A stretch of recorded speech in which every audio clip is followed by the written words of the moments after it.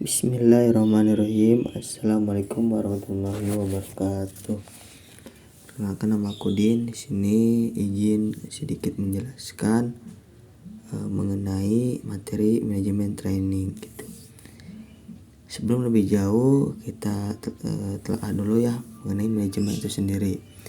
Karena manajemen menurut Henry Fayol adalah suatu kegiatan mengolah, mengorganisasikan serta mengontrol gitu ya, mengontrol sebuah kegiatan untuk menciptakan ataupun untuk tujuan yang efektif dan efisien gitu, untuk mencapai tujuan yang efektif dan efisien. Dalam artian manajemen di sini adalah suatu proses dalam sebuah pelaksanaan, baik berupa perencanaan, pengorganisasian, terus pelaksanaan, terus ada di controlling dan evaluasi guna mencapai tujuan bersama gitu. Sedangkan training secara terminologi gitu, yaitu proses pembelajaran yang mana kita bisa simpulkan bahwasanya manajemen training adalah sebuah kegiatan mengelola sebuah training sebagai proses pembelajaran dengan waktu yang singkat gitu, untuk pencapaian tujuan organisasi ataupun pencapaian akan solusi yang menjadi sebuah permasalahan gitu dalam forum training gitu. Terus ada juga di sini hal-hal yang harus diatur gitu. Pertama ada unsur-unsur training. Apa aja sih unsur-unsur training? Itu ada peserta gitu, ada panitia, pemandu, pemateri, lingkungan gitu, atau bisa sebut 4P1L gitu.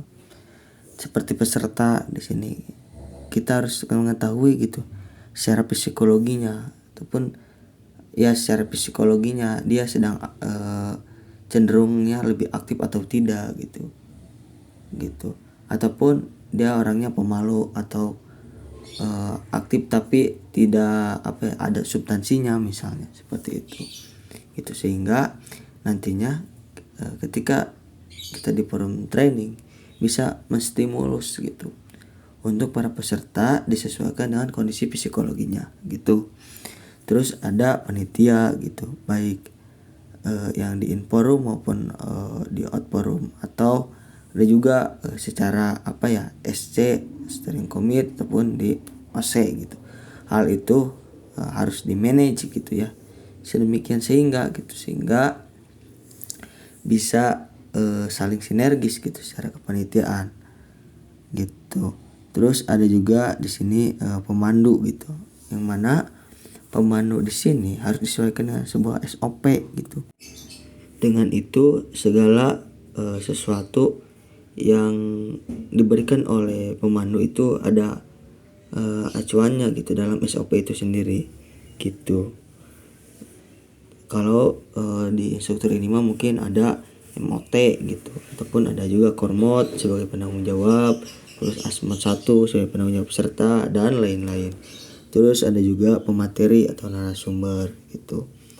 Pemateri narasumber juga harus kita manajemen gitu, dengan salah satunya memberikan tor kepada pemateri gitu, dengan sesuaikan dengan tujuan daripada training itu sendiri gitu, dalam sebuah penganalisisan kita gitu, dalam sebuah konsepan gitu, sehingga pemateri memberikan materinya yang sesuai gitu dengan kebutuhan training, seperti itu.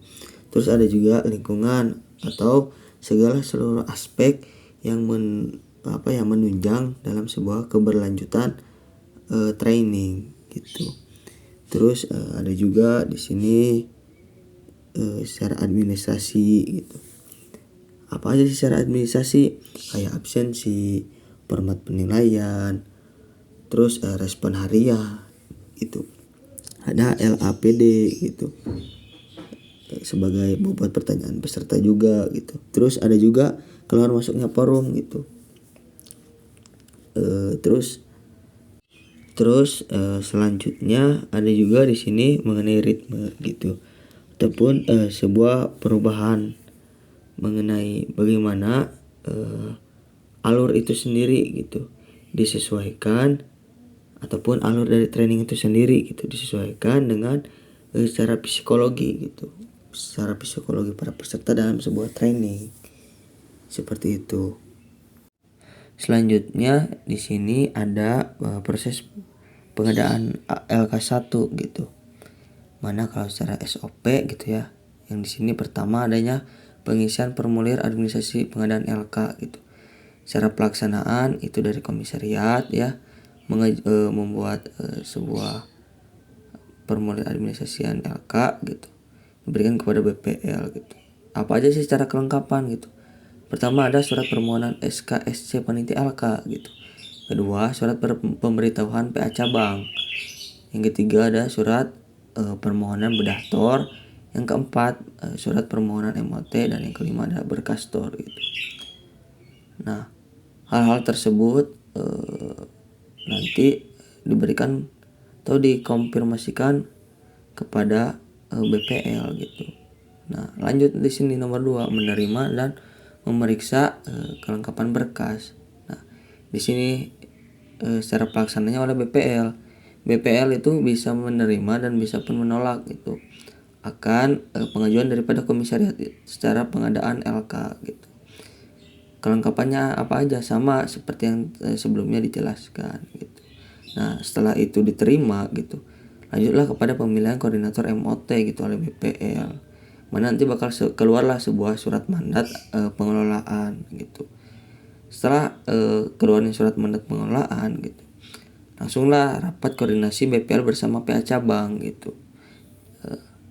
Nah, secara kelengkapannya di sana informasi data unsur-unsur training yang dibutuhkan gitu.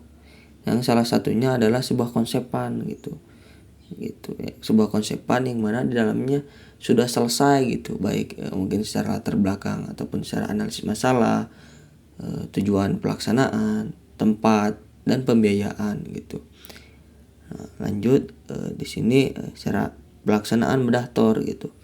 Nah, ketika telah dikoordinasikan oleh BPL kepada PA cabang gitu dan terima gitu, lanjutlah ke pelaksanaan bedah tor gitu, baik mungkin secara hardpel maupun ada softpel gitu.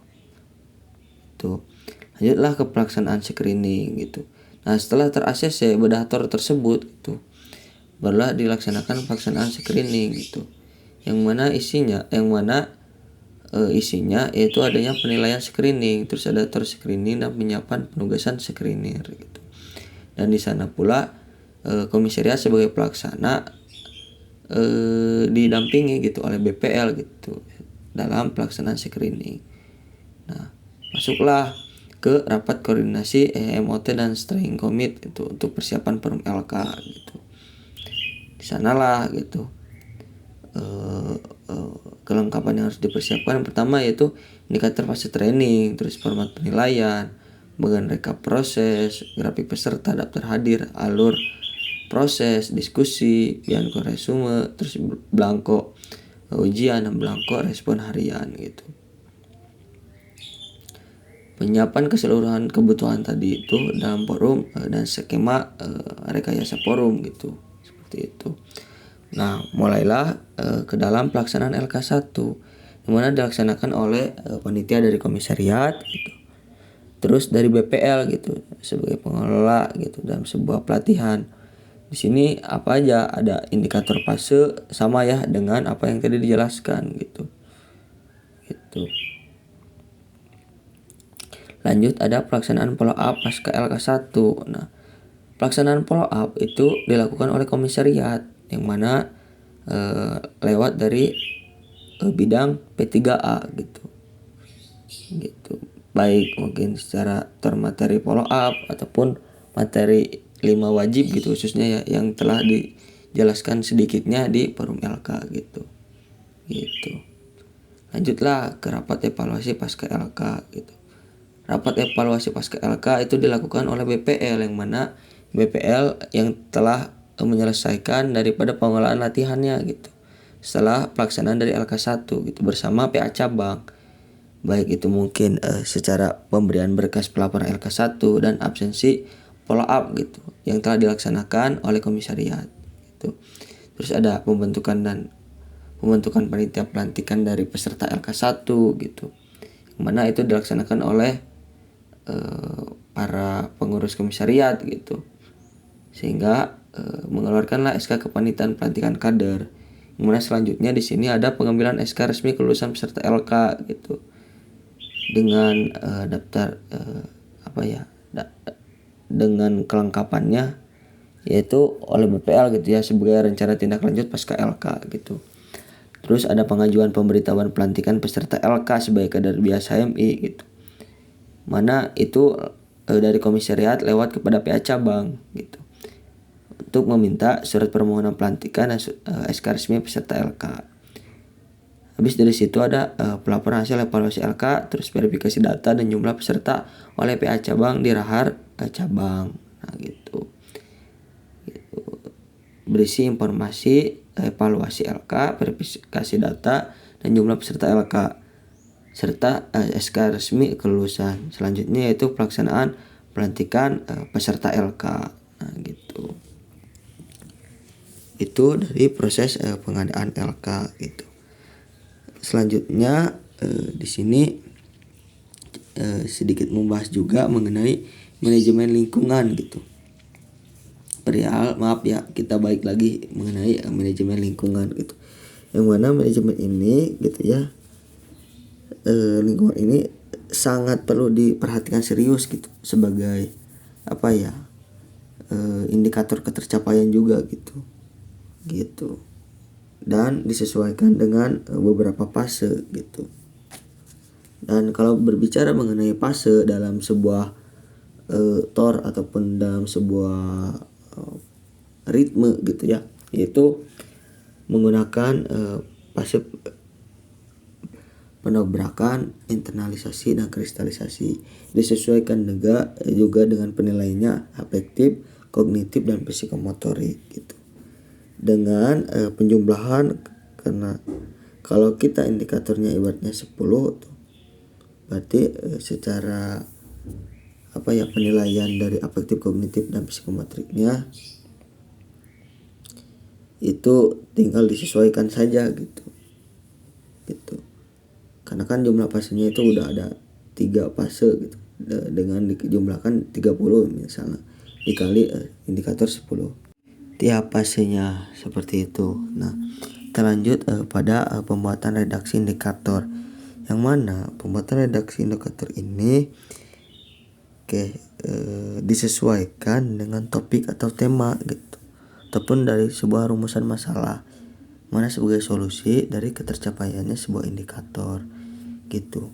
Dan ini juga ada tingkatannya gitu, seperti A1 menerima, A2 merespon, A3 menghargai, dan 4 mengorganisasikan. Tiap tingkatannya itu berbeda-beda gitu secara pemaknaan dan secara pemberian stimulus gitu, ataupun secara pelaksanaan yang dilakukan oleh peserta itu sendiri gitu. Sini lanjut ada namanya penilaian gitu. Apa sih penilaian itu? Yaitu sebuah aktivitas untuk pengambilan informasi itu kalau secara ontologis. Dan ada juga tujuannya untuk apa sih gitu. Pertama untuk seleksi gitu, yang kedua untuk diagnos ataupun untuk mengetahui gitu seberapa jauh gitu ketercapaian daripada sebuah indikator, sehingga pada akhirnya bisa kita putuskan gitu secara pengambilan informasinya gitu, ataupun ya kita mengetahui gitu secara perdata peserta saat ini sudah tercapai atau belum gitu. Terus ada pengukuran keberhasilan gitu. Nah, itu tujuan daripada penilaian. Selanjutnya ada juga evaluasi di sini. Evaluasi ini gitu, sebuah proses pengambilan sebuah keputusan yang mana tujuannya untuk mengetahui tingkat kesulitan dan kemudahan. Jadi jenisnya yaitu ada 2, sumatif dan formatif. Adapun mengenai ini lupa saya jelaskan juga analisis sebuah permasalahannya, yaitu bisa menggunakan 2 metode gitu. baik secara kualitatif ataupun bisa lewat deskriptif kan, terus ada kuantitatif ataupun lewat perangkaan.